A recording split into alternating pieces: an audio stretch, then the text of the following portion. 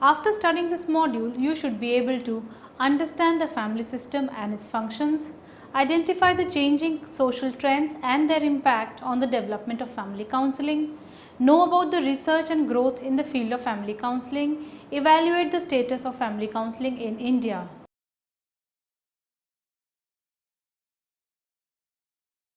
Human family is understood as a lifelong commitment between a man and a woman to nurture and care for the young ones until they reach maturity. The evolutionary perspective argues that hunting and gathering ancestors helped sustain the human family, as it enhanced its survival value, protected against threat, and reinforced their emotional bonding.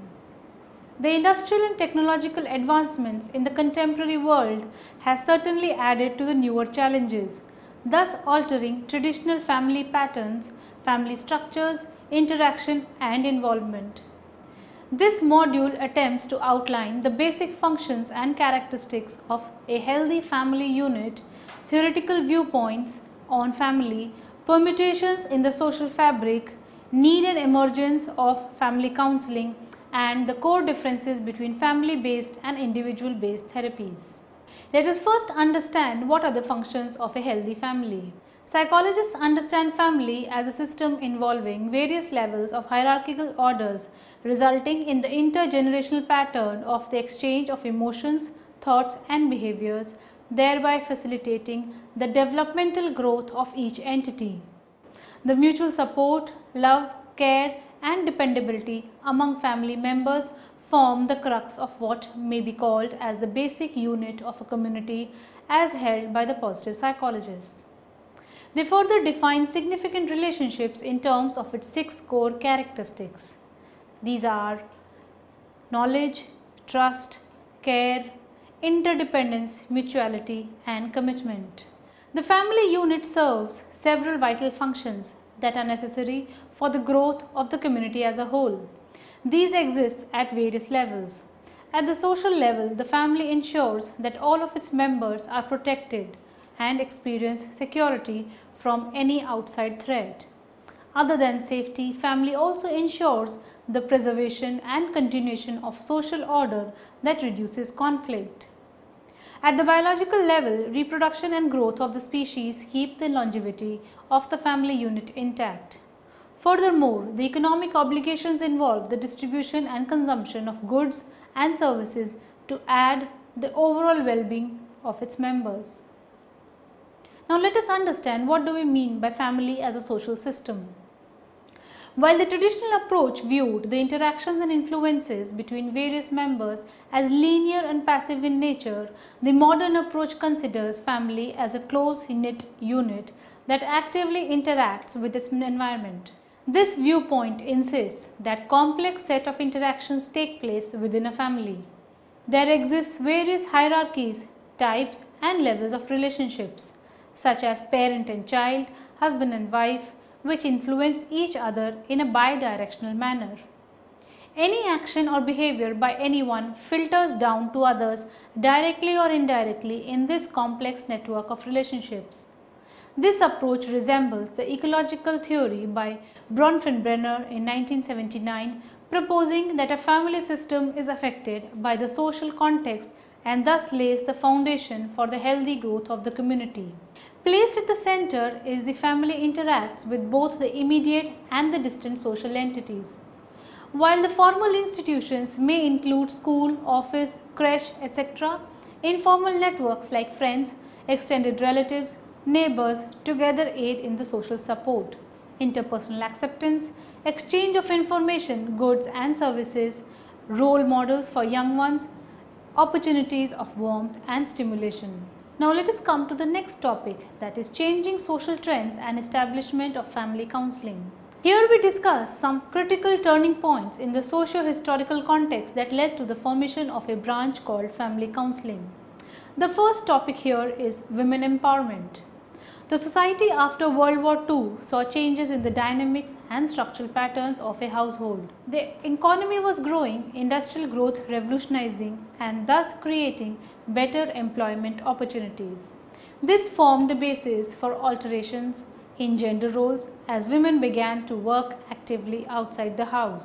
The feminist and the women's rights movement of the 1960s led to the breakdown of the traditional institutional marriage, as women were now capable of exerting their rights and making decisions and choices. This led to the alterations in the couple relationships and emergence of companionate and equity marriages. Second factor here is increase in marital discord and divorce rates. The decades from the 1960s to the 1980s particularly witnessed a spurt in the divorces between couples. APA insists that about 40 to 50% marriages in the US end in divorce. Separation is not just a single event in the lives of partners, but it has a filtering effect on the children as well.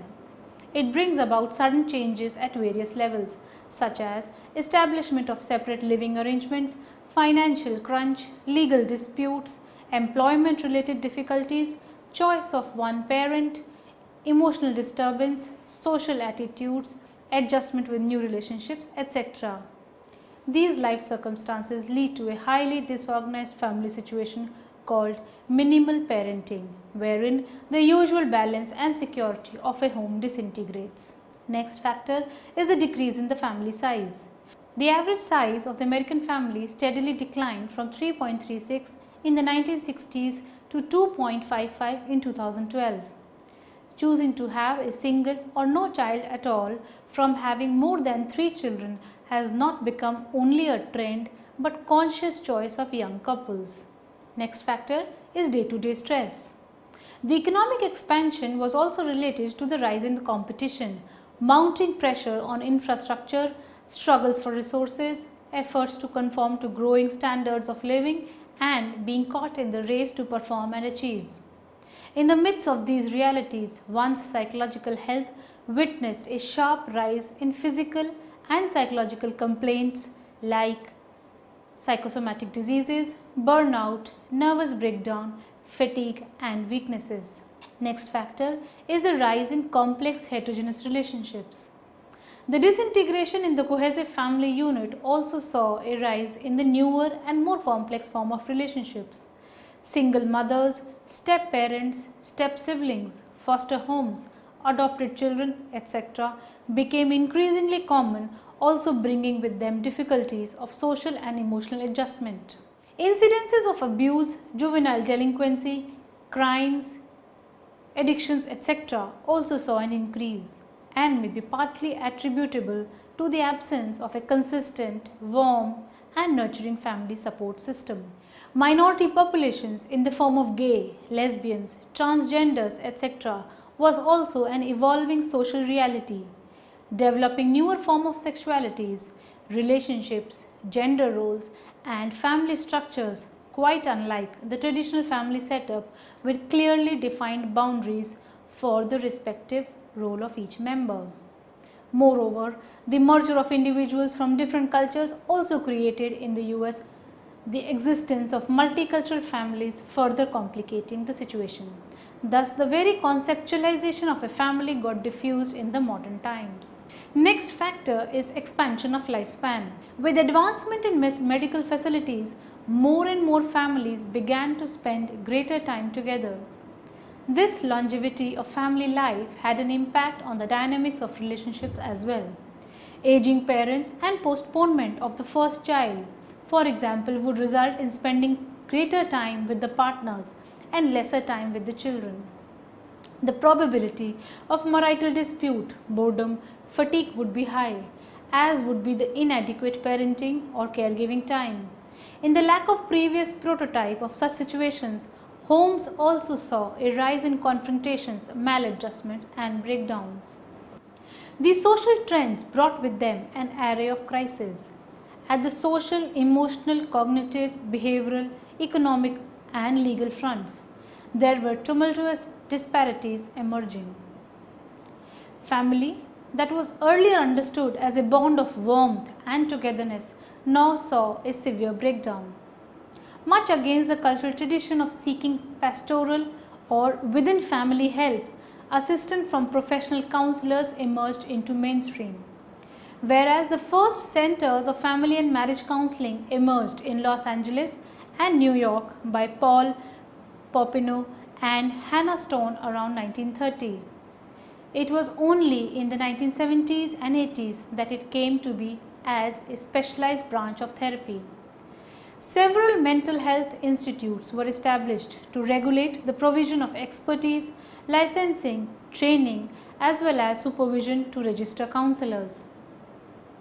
These included American Association for Marriage and Family Therapy, Division 43, that is Family Psychology, of American Psychological Association APA, American Counseling Association ACA's International Association of Marriage and Family Counseling, and American Family Therapy Association.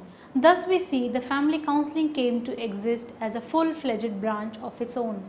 Family counseling thus is a collection of therapeutic approaches that share a belief in family level assessment and intervention.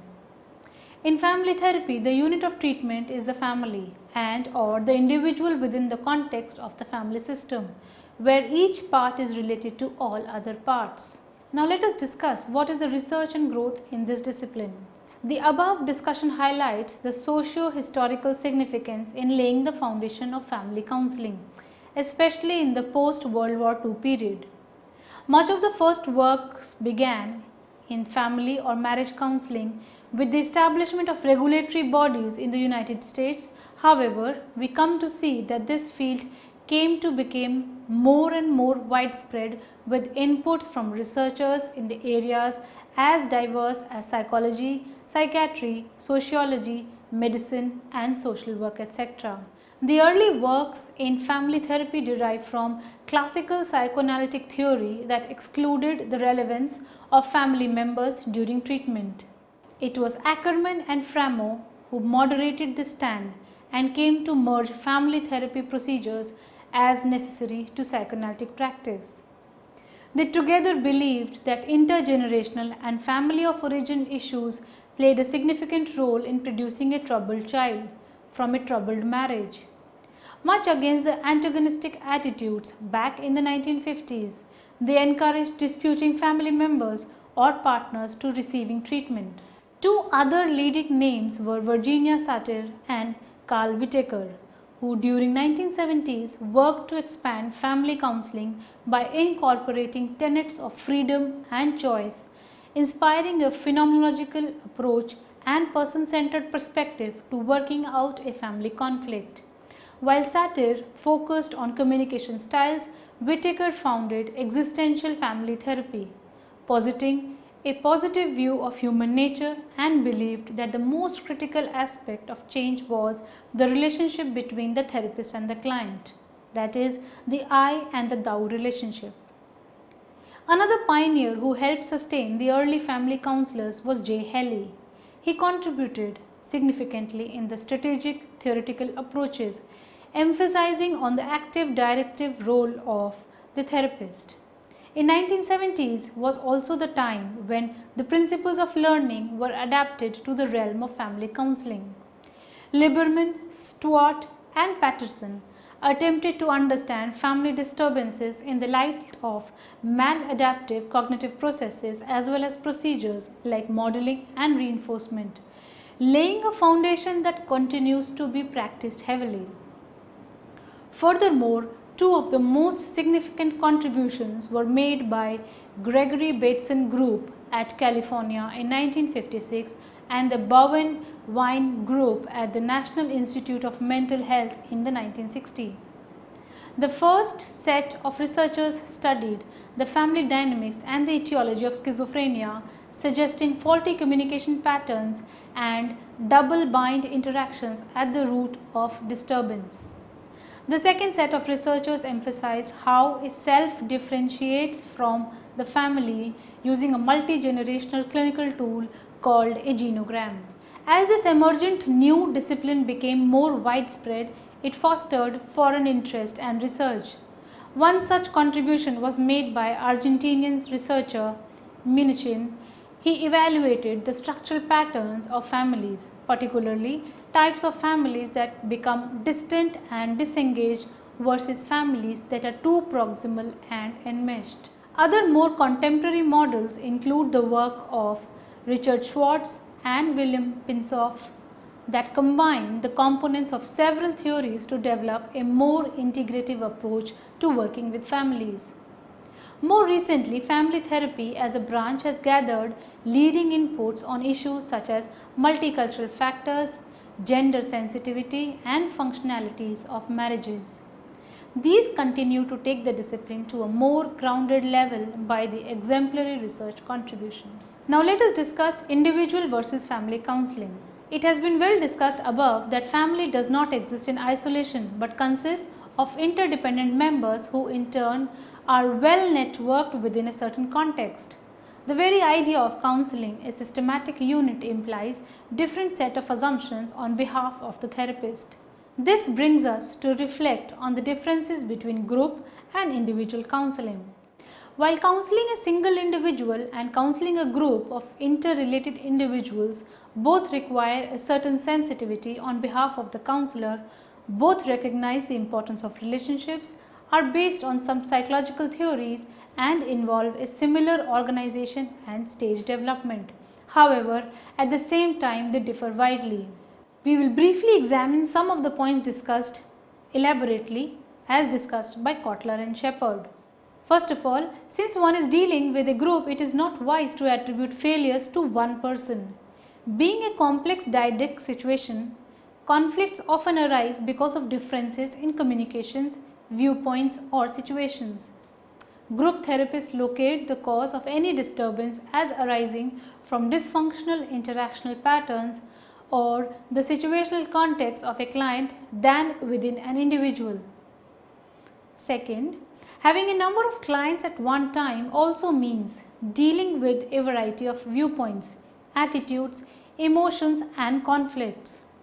Amidst this diversity between the clientele at any given time, it becomes imperative for a group counselor to be more active, directive, and controlling than when dealing with a single person. Third, whereas individual counseling usually limits itself to following a single theoretical approach, however, when it comes to a large unit such as family, the therapist may no longer be limited to person-centered, cognitive, or behavioral strategies of work. He has the freedom to vary and apply more group-friendly approaches such as structural, strategic, or the solution-focused therapy. Thus, flexibility in terms of the counseling perspectives becomes possible in a collective work. Fourth, any family also comes with its set of rules and norms, which the counselor attempts to restore by directing his attention towards the structural faults in the family dynamic.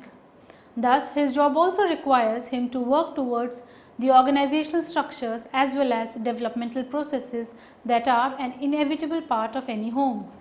For example, a teenager may be asked to contain his outbursts and the parent may be taught to be receptive of the growing adult in him.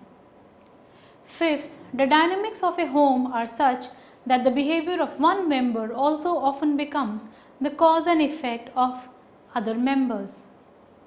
This filtration process, however, is missing when we speak of counseling a single individual. The expert has to therefore consider the circular pattern of behavior in a sensitive home situation which is not based on linear causality.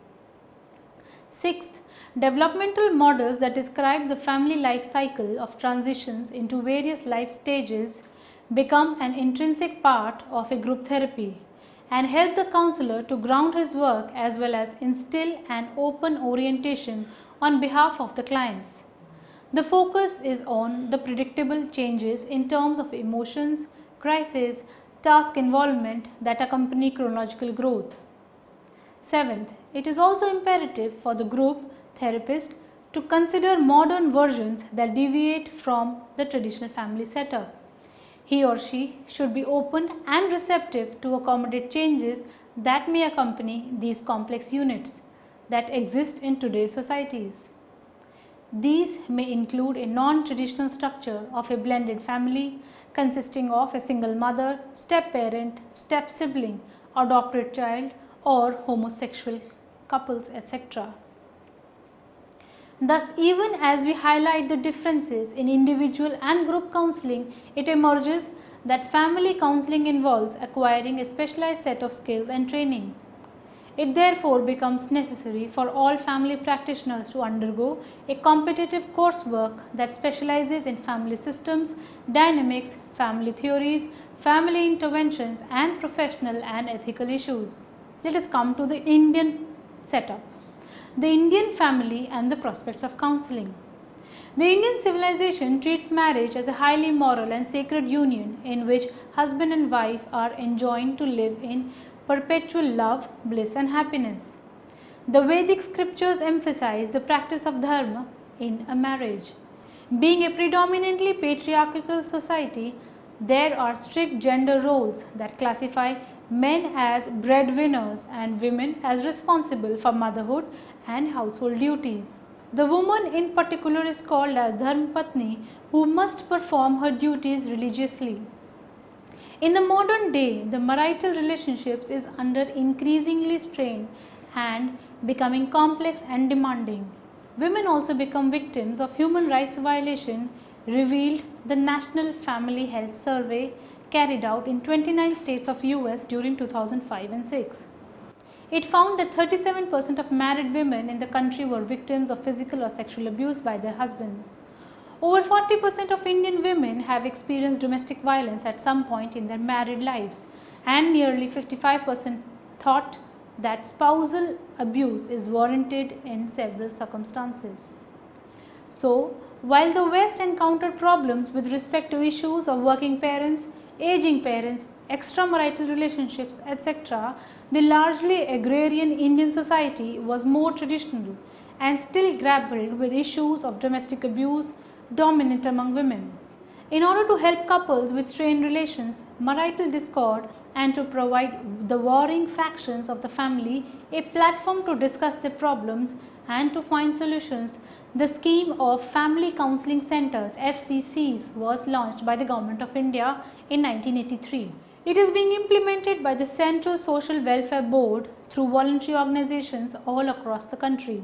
The broad objective of the scheme is to provide preventive and rehabilitation services to women and families who are victims of atrocities, harassment and family maladjustment through crisis intervention and systematic counseling.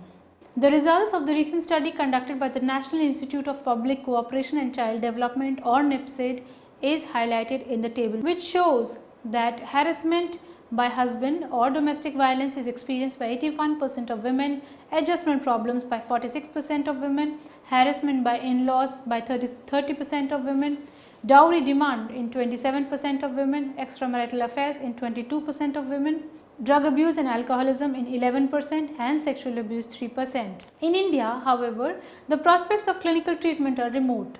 Household or marital conflicts are still considered as matters to be tight-lipped about or to be resolved by the family elders. Following ethical protocols and licensing is even more dismal. It is commonly believed that all a person needs to become a counselor is to have good intentions and good communication skills.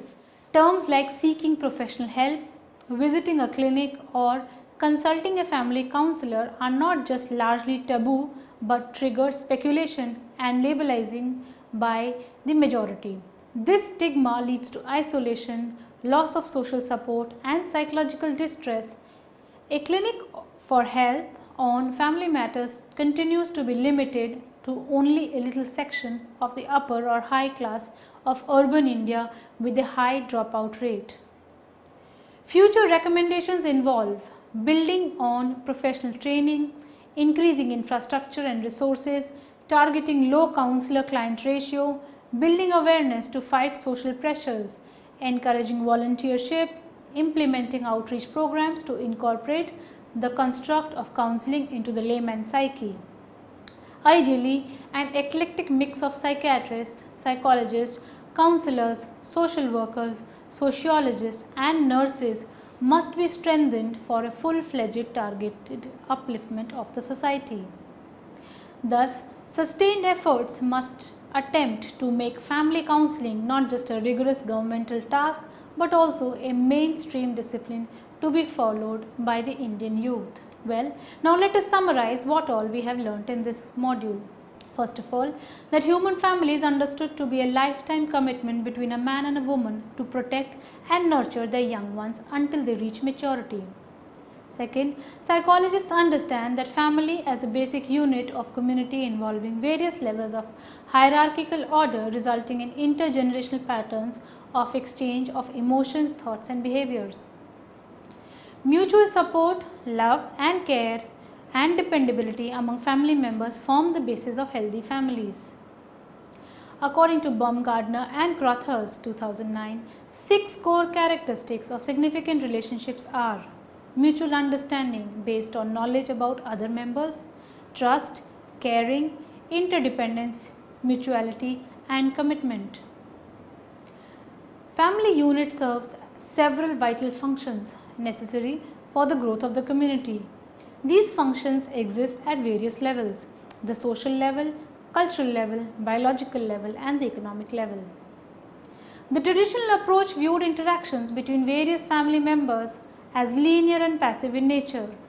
However, the modern viewpoint insists that complex set of interactions take place within the family and various levels of hierarchies as well as types of relationships exist which influence each other in a bidirectional manner. There are some critical turning points in the historical perspective of family counseling. Some of these are women empowerment and changes in household structural patterns post World War II, increase in marital discord and divorce rates from 1960s to 1980s, decrease in the average American family size, increase in day-to-day stress due to competition, struggles for resources and growing standards of living, rise in complex relationships like single mothers, step-parents and foster homes, and expansion of lifespan due to advancement in medical facilities. These social changes brought with them many crises at social, emotional, cognitive, behavioral, economic and legal fronts, and family as a unit saw a severe breakdown. Although the first centers of family and marriage counseling emerged around the 1930s, it was only in 1970s and 80s that it came to be a specialized branch of therapy. Family counseling is thus a collection of therapeutic approaches that share a belief in the family level assessment and intervention. The unit of treatment is the family and/or individuals within the context of the family system. Over the years, much research has been conducted in the family counseling setup and has evolved as a separate specialized branch of counseling. There are certain similarities in individual and family counseling. Individual and family counseling both require certain sensitivity on the part of the counselor. Both recognize the importance of relationships and are based on certain psychological theories and involve similar psychological stages in counseling. However, they do differ significantly on various aspects. Hence, it emerges that family counseling requires a specialized set of skills and training. In India, marriage is treated as a sacred union in which husband and wife are enjoined to enjoy eternal bliss and happiness. Strict gender roles are prescribed by the Vedic scriptures. Modern day marital relationships in India are under tremendous strain and becoming increasingly complex and demanding. Women have often become victims of human rights violation, with over 40% experiencing domestic violence according to the National Family Health Survey in the US in 2005 and 2006. In order to help couples with strained relationships, the schemes of Family Counseling Centers or FCCs was launched by the Government of India in 1983. And in India, however, the prospects of clinical treatment are remote as marital conflicts are still considered as matters to be kept within the family and resolved by family elders.